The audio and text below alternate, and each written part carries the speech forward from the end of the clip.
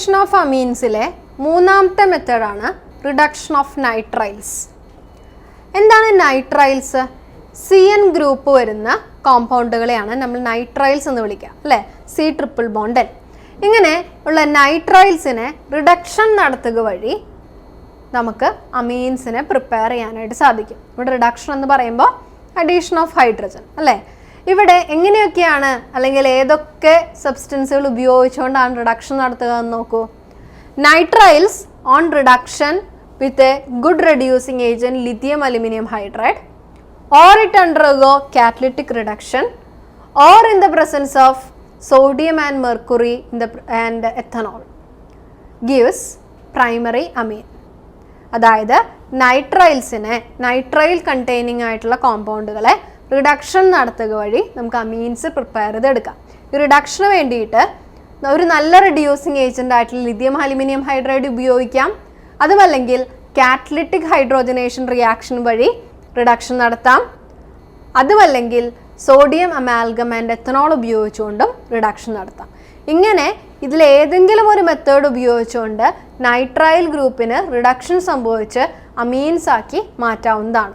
ഇവിടെ എക്സാമ്പിൾ നിങ്ങൾക്ക് കാണാം. RC∼N, that is nitrile containing group undergo reduction in the presence of H2 or Ni.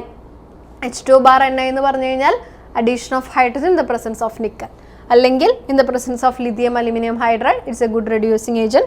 or sodium mercury bar C2H5OH, അതായത് ethanolic sodium amalgam can be used for this reduction. Reduction സംഭവിച്ചുകൊണ്ട് എന്തുണ്ടാവുന്നു? RCH2NH2. ഇവിടെ പ്രൊഡക്റ്റിനെ ഒന്ന് ശ്രദ്ധിച്ച് നോക്കൂ.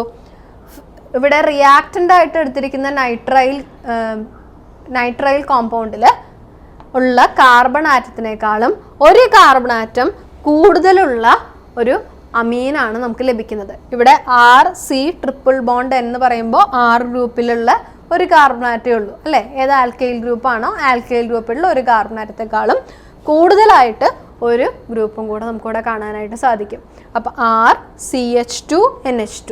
So this method is generally used to prepare amines containing one carbon atom more than the starting amine. Starting റിയാക്റ്റൻറ്റിനേക്കാൾ ഒരു carbon atom കൂടുതലുള്ള അമീനെ പ്രിപ്പയർ ചെയ്യാനായിട്ടാണ് ഈ ഒരു method, that is reduction of nitriles എന്ന് പറയുന്ന മെത്തേഡ് ഉപയോഗിക്കുന്നത്.